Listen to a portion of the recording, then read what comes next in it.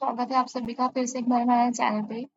आशा है मुझे कि आप सभी ठीक होंगे और अपनी अच्छे से पढ़ाई और जो भी आप अपना काम करते हैं बहुत अच्छे से कर पाओगे। सभी को बहुत-बहुत शुभकामनाएँ इंडिपेंडेंस डे की। इस लेक्चर को स्टार्ट करने से पहले मैं आपसे एक चीज़ पूछना चाहूँगी कि वो क्या चीज़ है जो सबसे ज़्यादा एम्प्लॉइज़ को मोटिवेट करती है? क्या वो सैलरी है या फिर कोई वो रिवॉर्ड है या फिर उनकी परफॉर्मेंस डेवलपमेंट के लिए कोई वो उनको इंसेंटिव दे रहे हैं तो वो है? तो आज हम इस चैप्टर में यही सीखेंगे कि रियली में एम्प्लॉइज को मोटिवेट क्या करती है। सैलरी तो हर किसी को मोटिवेट करती है, लेकिन बियॉन्ड सैलरी बहुत सारी चीजें होती हैं जो कि किसी भी एम्प्लॉइज का एक तरीके से रिटेंशन बढ़ाती है ऑर्गेनाइजेशन के अंदर, जिसके वजह से वो ज्यादा टाइम तक उस ऑर्गेनाइजेशन के साथ वो काम कर सकता है। लेकिन अगर हम कहें कि अगर ये सारी चीजें एब्सेंट होगी या फिर कुछ हद तक इग्नोर की जाएंगी, तो जो एट्रिशन रेट होता है कि एम्प्लॉइज जल्दी जल्दी अपनी कंपनीज चेंज कर रहे हैं, तो इन कारणों उसमें से जो बहुत सारे कारण होते हैं, एक कारण ये भी हो सकता है। तो आइए हम एक एक करके इसको जानने की कोशिश करते हैं। कंपनसेशन मैनेजमेंट गैरी डेसलर बोलते हैं कि कंपनसेशन मैनेजमेंट इंश्योर करता है कि हमारी जो परफॉर्मेंस है ना उसे रिव्यूड किया जाए और जो इक्विटी है उसे मेंटेन किया जाए और एंगेजमेंट स्ट्रेंथन हो। इसका मतलब क्या हुआ? वो ऐसा समझाने की कोशिश करते हैं कि जो हमारी परफॉर्मेंस है, जितना भी हमने काम किया एटलीस्ट फॉर एग्जाम्पल ऐसा तो नहीं है ना कि हम कहीं पे भी काम कर रहे हैं और हमारे डिसाइड हुआ था कि 1,000 रुपये हमें पर डे के मिलेंगे, लेकिन जब हमारा काम खत्म होता है तो हमें एंड में 500 रुपीज मिलते हैं। तो वो तो एक तरीके से हमारे लिए गुड कंपेंसेशन है ही नहीं, क्योंकि जितना हमने काम किया, जितना हमने परफॉर्मेंस किया, जिस परफॉर्मेंस के हिसाब से हमने डिमांड की थी, वो तो हमें मिली ही नहीं है, तो रिवॉर्ड मिला ही नहीं है और इक्विटी भी उससे स्टेब्लिश हुई नहीं, क्योंकि मांगे तो 1,000 थे लेकिन मिले सिर्फ 500 रुपये। और क्या उससे हमारी एंगेजमेंट स्ट्रेंथन होगी? नहीं होगी, क्योंकि हम अगली बार कभी चाहेंगे ही नहीं कि उस व्यक्ति के साथ काम करें। देन अगर आप इसको अगर दूसरी लैंग्वेज में से समझने की कोशिश करोगे तो हम कह सकते हैं कि कंपनसेशन मैनेजमेंट एक सिस्टमैटिक रिवॉर्ड्स प्रोवाइड करता है by an organisation to employees in exchange for their services and the contribution जो कि ऑर्गेनाइजेशन लेता है अपने गोल्स को अचीव करने के लिए। तो हम इसको सीधी सीधी भाषा में ये कह सकते हैं कि कंपनसेशन मैनेजमेंट एक सिस्टमैटिक रिवॉर्ड सिस्टम है जो कि ऑर्गेनाइजेशन प्रोवाइड करता है अपने एम्प्लॉइज को in exchange of for their services and there contribution. जो भी एम्प्लॉइज कंट्रीब्यूट करते हैं उसके उसकी वजह से जो उनको हेल्प होती है कि अपने गोल्स को अचीव कर पाए उसके लिए। देन हम फॉर एग्जाम्पल अगर मैं आपको एक केस स्टडी से समझाने की कोशिश करूँ, तो हम समझते हैं कि दो एम्प्लॉइज हैं, दोनों सेम ही कंपनी को ज्वाइन करते हैं और सेम डे पे करते हैं, और उनकी क्वालिफिकेशन, उनकी रिस्पॉन्सिबिलिटी, उनका काम कितने जो इंटेंसिटी है हार्ड वर्क की, वो सब कुछ सेम है लगभग। लेकिन हम एक साल बाद देखने को हमें मिलता है कि एक को तो सैलरी हाइक मिलती है और परफॉर्मेंस बोनस भी मिलता है, रिकॉग्निशन भी मिलता है उसके मैनेजर से, और उसका एक तरीके से प्रमोशन भी होता है, उसे और भी रिस्पॉन्सिबिलिटी मिल रही होती है। लेकिन अगर आप दूसरे की बात करोगे ना, तो दूसरा क्या होता है कि उसको बहुत स्मॉल इंक्रीमेंट मिलता है। लेकिन अब आप इससे हम ये समझ सकते हैं कि सामने वाले व्यक्ति जब सब कुछ सेम है तो उन दोनों को कैसा लग रहा होगा कि हम एक की प्रोग्रेस बहुत ज्यादा हो रही है, एक की प्रोग्रेस नहीं हो रही। तो second employees found that the colleagues with similar responsibility is earning significantly more. तो इसकी वजह से हम कह सकते हैं मोटिवेशन में तो फर्क आएगा ही आएगा, उसको भी ये लगेगा कि जब मैं भी इतना काम करता हूँ तो मुझे क्यों नहीं मिल रही है। तो अब वो क्या क्या सोचेगा कि उसको ज्यादा काम करना चाहिए या फिर उसको चेंज करनी चाहिए। वो उसको ऐसा तो नहीं लगेगा कि कोई बात नहीं, हो सकता है कि मैंने ही कुछ काम कम किया हो इसलिए ये फाइन है, या फिर उसको ये लगेगा कि मुझे और काम करना चाहिए, मुझे और अच्छे से करना चाहिए। हो सकता है कि उसके दोनों में से कोई ना कोई पर्सपेक्टिव हो या फिर उसके लिए दोनों भी सिग्निफिकेंट रह सकते हैं। अगर मैं कहूँ कि जो पिछले वाली हमने बात की उसके अंदर बहुत सारे फैक्टर्स हैं। फॉर एग्जाम्पल हो सकता है कि हमारे उसको ये भी लग रहा हो कि ठीक है मेरी परफॉर्मेंस कम थी लेकिन मैं इतना तो एटलीस्ट डिजर्व करता था। तो ये बहुत सारे फैक्टर्स हैं जो कि उसकी स्टे को भी एक तरीके से इम्पैक्ट करते हैं कि वो कितने टाइम तक ऑर्गेनाइजेशन के साथ जुड़ा रहेगा या फिर नहीं जुड़ा रहेगा। देन हम कंपेंसेशन मैनेजमेंट को या फिर हम कह सकते हैं कि कंपेंसेशन को ना हम अलग अलग हिस्सों में बांटने की कोशिश करते हैं। हम तो सिर्फ इतना ही जानते हैं कि कंपेंसेशन सिर्फ जो हमें सैलरी मिलती है वही होता है, लेकिन एक्चुअल में अगर आप जैसे जैसे बड़े ऑर्गेनाइजेशन के साथ काम करेंगे या फिर उनके साथ उनको समझने की कोशिश करेंगे, तो आप उनको तीन कैटेगराइजेशन में बांट कर मुझको समझ सकते हैं कि वो कंपेंसेशन को तीन हिस्सों में बांट के देखते हैं कि एक तो वो डायरेक्ट जो भी फाइनेंशियल रिवॉर्ड्स देंगे वो, एक होता है हमारे इनडायरेक्ट फाइनेंशियल रिवॉर्ड्स और एक होता है हमारे नॉन फाइनेंशियल रिवॉर्ड्स। अब हम एक एक करके इसको समझने की कोशिश करते हैं। Direct financial reward in the sense कि जो भी हमें फॉर एग्जाम्पल जो भी हमने काम किया उसके बदले में हमें सैलरी मिल रही है, वो हमारी डायरेक्ट फाइनेंशियल रिवॉर्ड है। फॉर एग्जाम्पल हमें सेल्स का टारगेट मिला था और हमने उस टारगेट को अचीव कर दिया, उसके बदले में हमें कमीशन मिल रहा है। हमें बोनस मिल रहा है कि हमने इतनी सेल्स कर दी इस वीक में या फिर इस मंथ में, तो हमें इतना बोनस मिलेगा, इतने रुपीज बोनस मिलेंगे। फॉर एग्जाम्पल जैसे कि हमें कभी कभी टीचर्स का एग्जाम्पल लेते हैं कि उनको टारगेट दिए जाते हैं कि अगर आप इस कोर्स को इस 1 मंथ के अंदर अगर आप कंप्लीट कर देते हो, तो हम आपको इतने इतने रुपीज हम आपको एज अ इंसेंटिव बोनस की फॉर्म में देंगे। और जैसे कि जो भी हमारे वेज हो गए, वेज और सैलरी के अंदर बहुत फर्क होता है। वेज का मतलब होता है कि जो भी हम डेली काम कर रहे हैं, हमें जो डेली बेसिस पे सैलरी जो भी उस कंपनसेशन मिल रहा है, जो भी काम करने के लिए हमें पैसे मिल रहे हैं, उसको हम वेज कहते हैं। लेकिन सैलरी बेसिकली एक पर्टिकुलर पीरियड ऑफ टाइम के लिए मिलती है। फॉर एग्जाम्पल जैसे कि हम काम करते हैं तो हमें 1 महीने के बाद सैलरी मिलती है, तो वो over specific period of time को कंसिडर करती है किसी भी। और एक तरीके से हम ये कह सकते हैं कि उसमें व्यक्ति लगातार काम करे। लेकिन वेज के अंदर तो ऐसा कुछ होगा भी नहीं जरूरी, कि हो सकता है कि आज जो भी जो फॉर एग्जांपल जैसे कि आप गिग वर्क की बात करोगे या फिर आप फ्रीलांसर की बात करोगे, हो सकता है कि जो कंपनी ने उसे हायर किया है सिर्फ से प्रोजेक्ट बेस्ड पे किया है, तो सिर्फ उसका 4 दिन के अंदर जो भी टास्क उसको मिलता है वो कंप्लीट हो जाएगा। तो वो उसे एज अ वेज पे कर रहे हैं कि पर डे का हम आपको इतना दे देंगे, ना कि सैलरी के बेसिस पे, जो कि उसको पूरी मंथली डिसाइड हो गई है। तो डायरेक्ट कंपनसेशन में अगर हम समझने की कोशिश करें तो सैलरी आती है, वेजेस आते हैं, ओवर टाइम आता है, बोनस आता है और प्रॉफिट शेयरिंग, कमीशन, ये सारी चीजें आती हैं। लेकिन अगर आप इनडायरेक्ट कंपनसेशन की बात करोगे, तो फॉर एग्जाम्पल हम ये कह सकते हैं कि इसके अंदर क्या है, ऑर्गेनाइजेशन इम्प्लॉयज को भी सेम समझने की कोशिश करें कि वो भी हमारे ऑर्गेनाइजेशन का पार्ट है, वो भी हमारा हिस्सा है, वो उनको वैल्यू करते हैं rather than just as employ, वो उनको एक एज एसेट कंसिडर कर रहे हैं। फॉर एग्जाम्पल जैसे कि वो उनको हेल्थ इंश्योरेंस प्रोवाइड करते हैं, वो उनको पीएफ प्रोवाइड करते हैं, जैसे कि पेड लीव्स होती है। हम ऑर्गेनाइजेशन के अंदर अपने हमें बहुत देखने को मिल रहा है कि अब मेल के साथ फीमेल के साथ साथ मेल को भी हम पेरेंटल लीव लेने का ऑप्शन लेकर आ रहे हैं। तो इससे क्या समझ आता है कि हम उसको समझ रहे हैं कि जो हाउस है या फिर हमारा जो होम है उसके अंदर फीमेल के साथ साथ हमें किसी किसी सिचुएशन के अंदर मेल की भी जरूरत होगी, जिसको वो पेरेंटल लीव का नाम देकर और उसमें उनको हॉलीडेज देते हैं, पेड हॉलीडेज देते हैं। फॉर एग्जाम्पल कुछ कुछ होता है कि एम्प्लॉयज बहुत दूर से आ रहे हैं या फिर वो सेपरेटली रह रहे हैं वहाँ पे, तो मील का बेनिफिट भी देते हैं कि अगर नहीं मैनेज हो रहा तो वो वहीं पे मैनेज हो जाएगा। ट्रांसपोर्टेशन की कॉस्ट देते हैं, कुछ कंपनीज अपनी वैन्स लगवा देती है, अपनी बसेस लगवा देती है कि एम्प्लॉयज टाइमली आ जाए और अच्छे से चले भी जाए। कुछ कुछ एम्प्लॉइज असिस्टेंस प्रोग्राम भी लेके आते हैं। इसका मतलब क्या हुआ कि कुछ कुछ हम ट्रेनिंग कोर्सेज लेके आते हैं, उस सेंस में उनको प्रोवाइड करना कि उनकी भी कैरियर डेवलपमेंट होती रहे।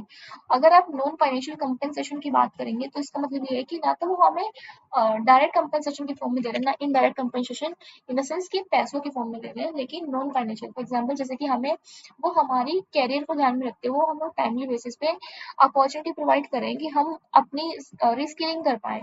ठीक है, वो हमें फ्लेक्सिबल वर्किंग आवर्स दे रहे हैं, तो एक तरीके से वो ऐसा तो नहीं कर रहे ना कि उसके बदले में हमें कुछ इंसेंटिव दे रहे हैं। लेकिन फ्लेक्सिबल वर्किंग आवर देके फॉर एग्जांपल जैसे कि आप एमएक्स की बात करोगे, एमएक्स अमेरिकन एक्सप्रेस की बात करोगे, तो वो वुमेन्स के लिए क्या करते हैं कि वो 2 डेज और 3 डेज इन अ वीक में काम करते हैं कि आप इतने दिन आप ऑफिस से आके काम कर लीजिए, बाकी आप अपने घर से काम कर लीजिए, जिसकी वजह से जो भी उनको जो डबल बर्डन वाली हम प्रॉब्लम को फेस करते हैं ना, तो वो थोड़ी सॉल्व होती है। दूसरी बात, वर्किंग इन्वायरमेंट बहुत ज्यादा हमारा मैटर करता है। फॉर एग्जाम्पल जैसे कि आप गूगल की बात करेंगे, तो वहाँ पे हम ज्यादा इनोवेशन, हम अपना रिसर्च ऐसा इन्वायरमेंट को ज्यादा वो प्रेफर करते हैं। लेकिन अगर आप और भी अब जैसे माइक्रोसॉफ्ट में जाएंगे तो वो अब इंक्लूसिविटी को अपना इक्विटी, इंक्लूसिविटी ऐसे एलिमेंट्स को अपने वर्क एनवायरनमेंट के अंदर लेके आने की कोशिश कर रहे हैं, जिसकी वजह से जरूरी नहीं है सिर्फ सिर्फ जो भी व्यक्ति काम कर रहा है, फॉर एग्जाम्पल जो ठीक है, जो यंग जनरेशन है वो काम कर रही है उसके लिए बेनिफिशियल है, लेकिन वो उन कम्युनिटी के लिए भी बेनिफिशियल है जो कि किसी इंक्लूसिव फील कर रहा है। फॉर एग्जाम्पल एलजीबीटी को वो बहुत प्रमोट कर रहे हैं, या फिर differently friendly, differently able peoples को भी वो प्रमोट कर रहे हैं। देन दूसरी बात, कोलैबोरेटिव इन्वायरमेंट, उसके बदले में वो आपको कुछ दे नहीं रहे हैं, लेकिन वो आपको ऐसा फील कराने की कोशिश कर रहे हैं कि आप मैटर करते हैं उनके लिए, और जो भी आपकी नीड है, जो भी आप चाहते हैं उसमें, तो वो आपको उसमें हेल्प करने की कोशिश कर रहे हैं। देन डायग्राम से समझाने की कोशिश की है कि किस प्रकार से हम टोटल कंपेंसेशन पैकेज के अंदर डायरेक्ट कंपेंसेशन, इनडायरेक्ट कंपेंसेशन और नॉन फाइनेंशियल कंपेंसेशन में बांटते हैं। मेरे मेरे जब एग्जाम दिया था एमबीए का, और मैंने कुछ प्रीवियस क्वेश्चन पर भी एनालिसिस किया, तो मुझे यही समझ आया कि सबसे ज्यादा जो वो हमसे क्वेश्चन घुमाकर पूछने की कोशिश कर रहे हैं वो नॉन फाइनेंशियल कंपेंसेशन को पूछने की कोशिश कर रहे हैं, क्योंकि ये ऐसा टॉपिक है एक तरीके से, या फिर हम कह सकते हैं कि ये ऐसा सब हेड है जिसमें हम ध्यान नहीं देते और बहुत कम हमें जानकारी होती है। सिर्फ हम तो इतना ही समझते हैं कि ज़्यादा से ज़्यादा डायरेक्ट कंपनसेशन सैलरी के साथ-साथ क्या होगा कि वो हमें लीव्स दे रहे हैं या फिर ग्रेच्युटी पीएफ दे रहे हैं। लेकिन उसके अलावा इस कंपोनेंट को भी ऑर्गेनाइजेशन के अंदर ऐड करना स्टार्ट कर दिया, जो कि बहुत वैल्यू भी करता है और बहुत अच्छी भी बात है। तो आप इसको यहाँ से देख सकते हैं और इसके ऊपर बहुत ज़्यादा क्वेश्चंस बन भी रहे हैं, तो एक बार आप उसको प्रिपेयर कर सकते हैं और एग्जाम्पल के साथ उसको प्रिपेयर करके अपने एग्जाम के लिए रख सकते हैं।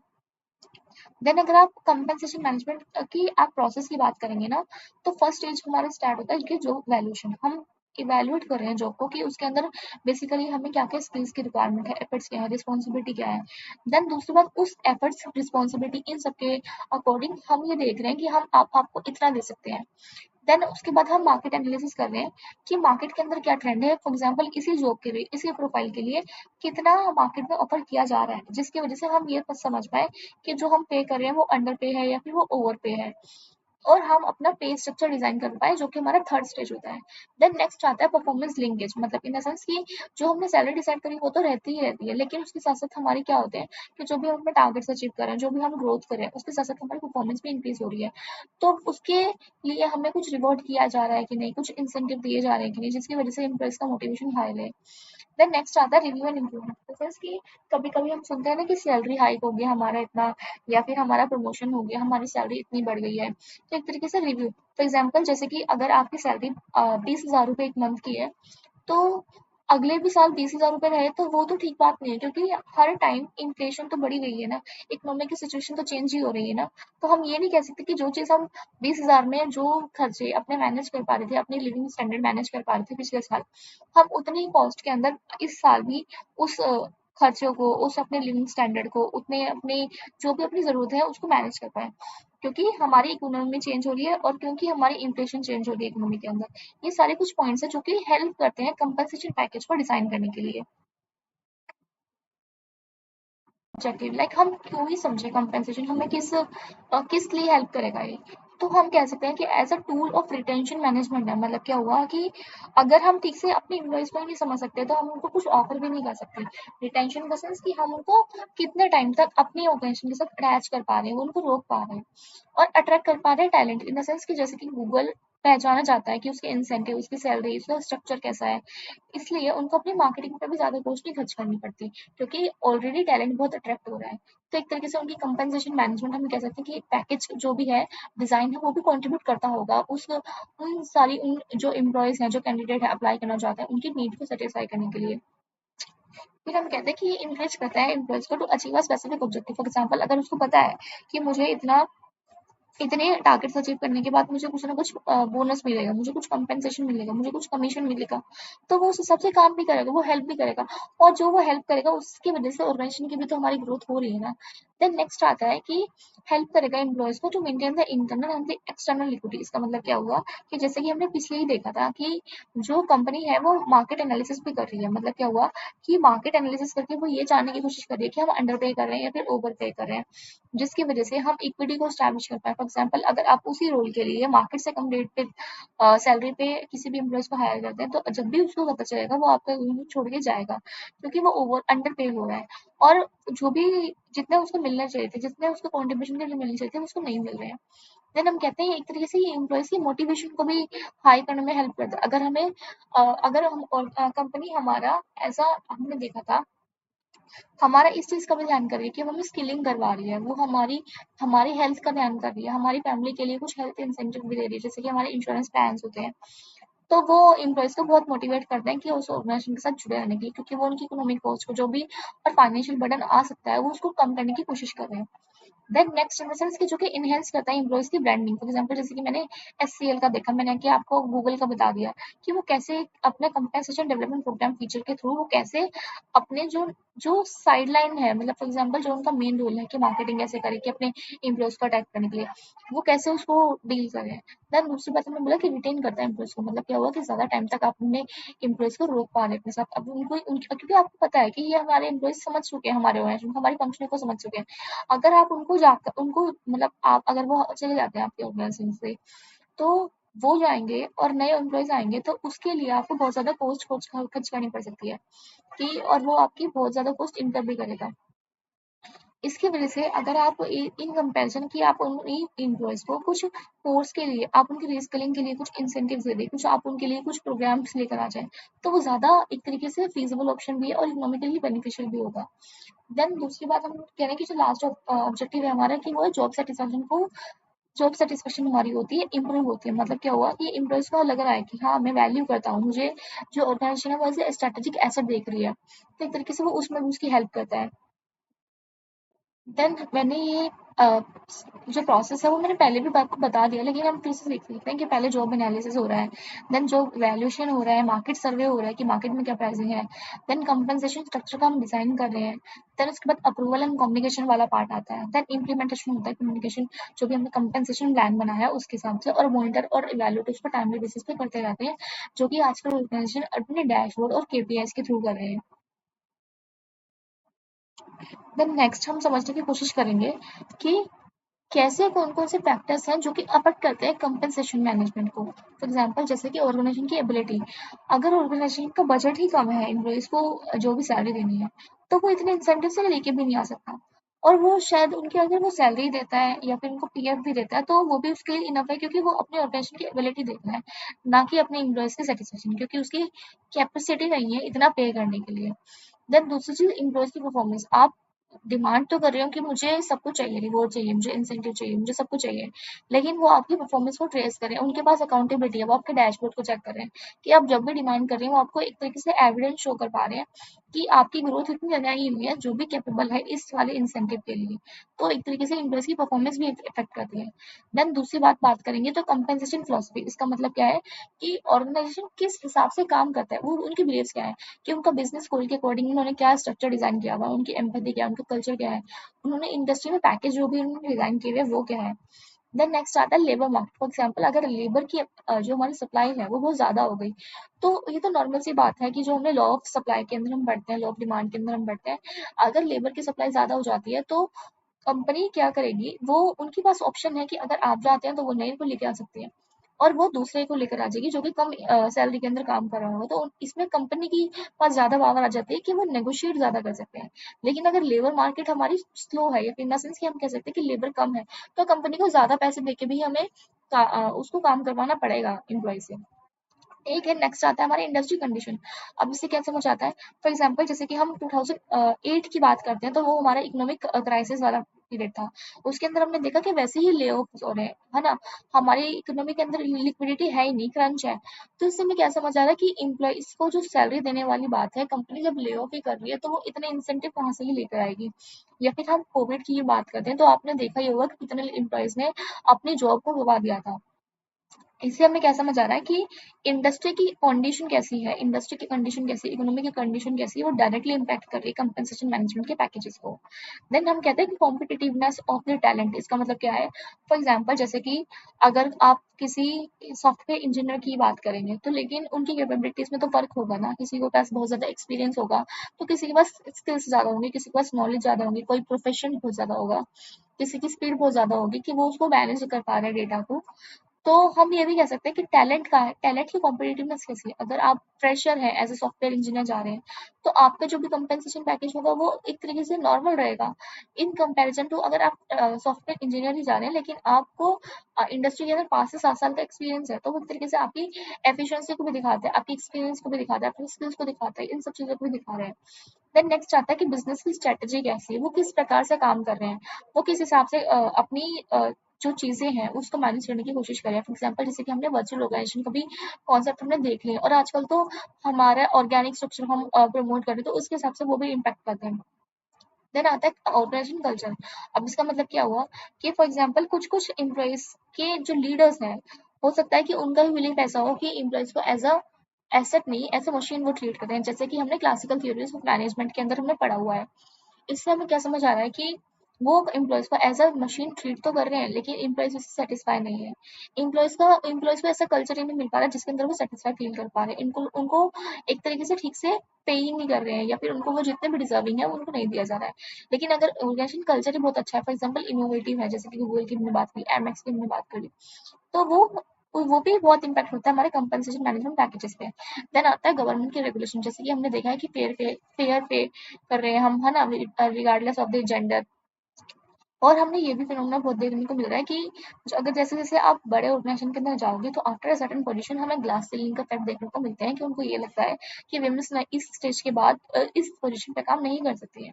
तो एक तरीके से वो तो नेगेटिव सेंस में दिखाते हैं ना, इससे उनकी कंपनसेशन पैकेज में भी तो इफेक्ट हो रहा है कि उनकी एफिशिएंसी तो बहुत ज़्यादा है, लेकिन आप ट्रस्ट नहीं कर रहे हैं जिसकी वजह से वो नहीं कर रहे हैं। गवर्नमेंट की रेगुलेशन फॉर एग्जाम्पल उन्होंने बेस पे सेट कर दिया कि आप उससे कम में एम्प्लॉयज को नहीं काम के लिए रख सकते हैं। लेकिन फिर भी हमारी कंट्री इंडिया ऐसी कंट्री है जहाँ पे इंडिया क्या पूरे वर्ल्ड में ही है, जहाँ पे बहुत सारे लोग हैं जो कि अंडर पे होकर भी काम करते हैं, लेकिन अगर जब उनको जरूरत होती है और उनको उनके ऊपर कोई एक्शंस भी नहीं लिया जाता। तो ये सारे कुछ फैक्टर्स हैं जो कि अफेक्ट करते हैं कंपेंसेशन को। देन हम नेक्स्ट एक्सप्लोर करने की कोशिश करेंगे कि फर्क क्या है। जब मैंने एनालिसिस किया पेपर के अंदर तो मुझे ये क्वेश्चन बहुत बार रिपोर्ट होते हुए देखा।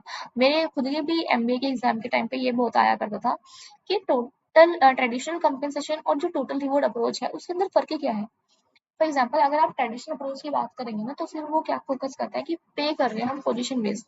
फॉर एग्जाम्पल जैसे कि मैनेजर को वो इतनी सैलरी पे कर सकते हैं इन कंपैरिजन टू जो भी उनका एम्प्लॉय है या फिर ऑफिस बॉय है वो इनको इतनी कर सकते हैं। देन ये इंश्योर तो करता है कि अप्रोप्रिएट हमारी इक्विटेबल पे चले जाए उनके स्किल्स के अकॉर्डिंग, उनके एक्सपीरियंस के अकॉर्डिंग। और एक तरीके से मंथली नॉर्मल सैलरी सेंटिक है, ज्यादा हमें वो नहीं करता कि शॉर्ट टर्म फोकस है कि इतने टाइम के लिए हम इतने टाइम के लिए इतनी सैलरी देंगे। ये सिर्फ छोटे टाइम पीरियड को लेकर अपनी जो भी स्ट्रैटेजीज है उनको डिजाइन करते हैं। और एम्प्लॉइज को as a mainly job handler ही देखते हैं कि ऐसा कुछ नहीं है कि आप उनके एसेट है या फिर कुछ उनकी नई कुछ थिंकिंग नहीं है। देन हम देखते हैं कि एक तरीके से क्या करता है ये सपोर्ट, ये ऐसा ट्रीट करते हैं कि जो भी एचआर या फिर कंपनसेशन है जब या फिर एसेंस की जो भी एम्प्लॉइज है ना वो सिर्फ एज अ एडमिनिस्ट्रेटिव फंक्शंस को सपोर्ट कर रहे हैं उनके, जो भी ऑर्गेनाइजेशन को जरूरत है उसमें उनकी हेल्प कर रहे हैं। उनको एक एज अ इंटीग्रल पार्ट नहीं ट्रीट करे। तो ट्रेडिशनल वाले मसल्स की हम कह सकते हैं कि क्लासिकल जो भी अप्रोच फॉलो करते थे थिंकर्स, उनके साइंस पे हम पहले की इंडस्ट्री जैसे बात करती है उसको हम कह सकते हैं। लेकिन अब टोटल रिवॉर्ड अप्रोच आ गई। इसका मतलब क्या है कि रिवॉर्ड करना बेस्ड ऑन टैलेंट और कॉन्ट्रीब्यूशन। फॉर एग्जाम्पल जितना आप परफॉर्मेंस करें उसके हिसाब से कुछ कुछ ऑर्गेनाइजेशन आपकी सैलरी फिक्स ना करके उसके अकॉर्डिंग आपको पे करते हैं। इससे क्या होगा, अट्रैक्ट तो होगा हमारा टैलेंट भी होगा, डेवलप भी होगा, मोटिवेट भी होंगे, जिसकी वजह से हम रिटेन कर पाएंगे वैल्यूज इन द सेंस कि ज्यादा टाइम तक एम्प्लॉयज को रख पाएंगे। दूसरी बात, हम फोकस कर पाएंगे उनकी स्किल्स पे, मार्केट पे, है ना, परफॉर्मेंस पोटेंशियल, हम उनके अकॉर्डिंग भी उनको इंसेंटिव दे रहे हैं जिसकी वजह से वो और सेटिस्फाई फील कर रहे हैं। तीसरी बात इन द सेंस कि हम करेंगे एक तरीके से टोटल रिवॉर्ड सेंट्रिक है, जैसे कि हमने 3 कंपोनेंट देखे थे कंपनसेशन मैनेजमेंट के, ये सब चीज को इंक्लूड कर रही है। देन आता है कि फोकस करता है ये लॉन्ग टर्म के ऊपर और एम्प्लॉइज ऑर्गेनाइजेशन की स्ट्रेटजी के ऊपर। फॉर एग्जाम्पल कोई भी ऑर्गेनाइजेशन नहीं चाहेगा कि सिर्फ मैं इतने ही टाइम पीरियड तक काम करूँ। हर किसी को वो भी चाहते हैं कि हमारे भी ऑर्गेनाइजेशन का नाम हो। तो एक तरीके से लॉन्ग टर्म सेंट्रिक है, वो उस सेंस में सोचने की बात करते हैं।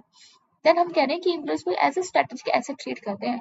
और employees are directly link to business strategy in the sense कि जो भी उनके डिसीजन है या फिर इन द सेंस कि हम उनसे सजेशन ले रहे हैं। जैसे कि अब बहुत सारी कंपनी क्या होता है ना, गूगल की अगर आप बात करें तो उसमें क्या होता है कि बेस पे तो वो सेम रखते हैं हर एम्प्लॉइज का, आप कहीं से भी आ रहे हो, लेकिन आपको ना वो अपनी आपकी कंट्री के अकॉर्डिंग कितना टैक्सेशन है, वहाँ पे इन्फ्लेशन क्या है, वहाँ पे लिविंग स्टैंडर्ड की वोच कितनी आती है, इसके हिसाब से आपको थोड़े इंसेंटिव देते हैं और आपके उसमें जो इनवेरिएबल है ना उनके अंदर वो चेंजेस कर देते हैं। देन नेक्स्ट आता है जो भी हम एक्सप्लोर करेंगे, मुझे आशा है कि आपको समझ आ गया होगा। मुझे अब मैं आपको एक चीज़ और बताना चाहती हूँ कि कुछ ना ट्रेंड्स आ रहे हैं कंपनसेशन मैनेजमेंट में। जैसे कि हमने पीछे ही देख लिया कि ट्रेडिशन से हमारा एक तरीके से कैसे वो शिफ्ट हो गया टोटल रिवॉर्ड के ऊपर। इसके अंदर हम ये समझेंगे कि कंपनसेशन मैनेजमेंट शिफ्ट कौन से आ रहा है, ट्रेंड्स कौन से देखने को मिल रहे हैं। हमें शिफ्ट देखने को मिल रहा है कि जॉब बेस्ड से ना हम स्किल बेस्ड आ रहे हैं कि स्किल के अकॉर्डिंग हम पे कर रहे हैं। दूसरी बात, परफॉर्मेंस डिफरेंशिएशन या फिर वेरिएबल पे, जैसे कि मैंने अभी अभी आपको गूगल का या फिर माइक्रोसॉफ्ट का एग्जाम्पल बताया। तीसरी बात इन द सेंस कि पे ट्रांसपेरेंसी एंड पे इक्विटी। इसका मतलब क्या हुआ कि हम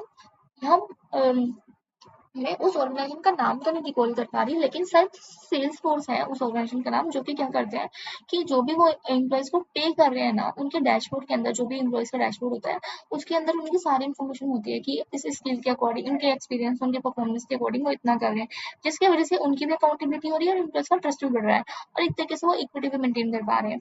दूसरी बात है, हमने टोटल रिकॉर्ड हमने पहले देख ही लिया था। फिर आता है कंपनसेशन लिंक कर रहे हैं वो लर्निंग, स्किलिंग, इन सब चीजों से। वो जरूरी नहीं है आपको मॉनेटरी फॉर्म में दे रहे हैं, लेकिन वो आपको हम नॉन फाइनेंशियल फॉर्म में भी दे रहे हैं। फिर हम देते हैं कि compensation for the flexibility, wellbeing and the employees experience. वो अब आपको रीस्किलिंग के लिए, वो आपकी वेलबींग के लिए, आपकी मेंटल हेल्थ के लिए, आपकी इंजॉयमेंट के लिए, आपके एंटरटेनमेंट के लिए कुछ ना कुछ इनिशिएटिव्स लेकर आ रहे हैं, उस सेंस में देख रहे हैं। फिर हम कहते हैं कि डेटा ड्रिवन डिसीजन मेकिंग। अब ये क्या हुआ, अभी इन सेंस की अभी हमने देखा था कि वो मार्केट एनालिसिस कर रहे थे कि जब हमने डिसाइड कर लिया कि हम इतना दे सकते हैं, लेकिन हम मार्केट में भी चेक कर रहे हैं जिससे कि एक्सटर्नल और इंटरनल इक्विटी मेंटेन हो पाए, कि हम ऐसा ना हो कि एम्प्लॉयज को अंडर पे कर रहे हैं, जिसकी वजह से अगर हो सकता है कि कोई एम्प्लॉयज बहुत ज्यादा एफिशिएंट है, लेकिन हमारी इस अगर हम मार्केट एनालिसिस को स्किप कर रहे हैं जिसकी वजह से वो चले जाएगा, तो एक तरीके से हमारे लॉस है, क्योंकि हम एक एसेट वैल्यूएबल एम्प्लॉयज खो रहे हैं। फिर आता है लॉन्ग टर्म इंसेंटिव। इसका मतलब इन द सेंस कि हम ऐसी चीज को फोकस कर रहे हैं कि कंपेंसेशन एक तरीके से हम अगर उसको मेंटेन कर रहे हैं, फिर उसके ऊपर ध्यान दे रहे हैं, उनके एम्प्लॉयज के ऊपर ध्यान दे रहे हैं, तो वो हमारी लॉन्ग टर्म में फोकस करने वाले हैं, ना कि शॉर्ट टर्म के अंदर। और वो ऑर्गेनाइजेशन की ग्रोथ में अल्टीमेटली उनको बेनिफिट करेंगे। देन मैंने कुछ इसको बनाने की कोशिश की है कि एचआर की अगर बात करोगे तो ये कैसे कैसे बेसिकली अपने रोल निभा रहा है। फॉर एग्जाम्पल जैसे कि अट्रैक्ट करता है टैलेंट को, जिससे कि ऑर्गेनाइजेशन अपने गोल्स अचीव कर पाए, रिवॉर्ड दे रहा है जिसकी वजह से एम्प्लॉइज बहुत टाइम तक आप सस्टेन कर पा रहे हैं, उनको रख पा रहे हैं, रिटेन कर पा रहे हैं। तो उसके बाद अगर उनको रिकॉग्निशन उनको मिल रहा है तो एक तरीके से वो सेटिस्फाई है, मोटिवेट है, वो अपनी वैल्यू मतलब अटैच कर पा रहे हैं एम्प्लॉइज अपने ऑर्गेनाइजेशन के साथ। दूसरी बात इन द सेंस कि अगर हम उनको आप डेवलप करने के लिए आप उनको कुछ नई स्किलिंग्स दे रहे हैं, कुछ अपॉर्चुनिटीज दे रहे हैं, तो एक तरीके से वो उनको ये नहीं लग रहा कि हम एक ही जगह पे स्टक हैं। हमने अपनी जो भी काम कर रहे हैं उसके साथ हम प्रोग्रेस कर रहे हैं, वो इस सेंस में भी सेटिस्फाई हो रहे हैं। तीसरी बात हमने बोला कि वो परफॉर्मेंस कर रहे हैं, परफॉर्मेंस इन द सेंस कि जो भी वो काम कर रहे हैं उसके अकॉर्डिंग हम उनको फेयर पे कर रहे हैं, उसके अकॉर्डिंग हम उनको बेटर ट्रीट कर रहे हैं, सब कुछ हम अच्छे से कर रहे हैं। देन नेक्स्ट आता है इंगेज। इसका मतलब क्या हुआ कि इंगेज इन द सेंस कि जो भी हम इन्वायरमेंट बना रहे हैं, डिसीजन मेकिंग बना रहे हैं, उसके अकॉर्डिंग हम उनको अपने उसके अंदर इंक्लूड करें। जैसे कि आप इन्फोसिस की बात करोगे तो वहाँ पे एक टाउन हॉल मीटिंग करके एक कॉन्सेप्ट होता है। उसमें क्या होता है कि जो भी हमारे टॉप मैनेजमेंट होंगे, वो एक ऐसा टाइम पीरियड होता है, या फिर हम कह सकते हैं डे में या फिर मंथ में, आई गेस मैं रिकॉल नहीं कर पा रही। तो उसके अंदर टॉप मैनेजमेंट आपकी बात सुनते हैं कि आपकी क्या ग्रीवेंस है, या फिर आप क्या समझना चाहते हैं, आपको कुछ नहीं समझ आ रहा है, एम्प्लॉइज उसमें बात कर सकते हैं। तो एक तरीके से उनकी एंगेजमेंट बढ़ाता है। मुझे आशा है कि मैंने इसको ईजी करने की कोशिश की है। ये थोड़ा कॉम्प्लेक्स है कि हम उसको नहीं समझ पाते, और कभी कभी कैटेगराइजेशन हमसे पूछ लेता है एग्जाम में कि किस हेड के अंदर कौन से इंसेंटिव आएंगे या फिर क्या चीज आएगा। तो आप उस सेंस में उसको देखकर सॉर्ट आउट कर सकते हैं। मैंने इसको बहुत ईजी बनाने की कोशिश की है, मुझे आशा है कि आपको समझ आया होगा।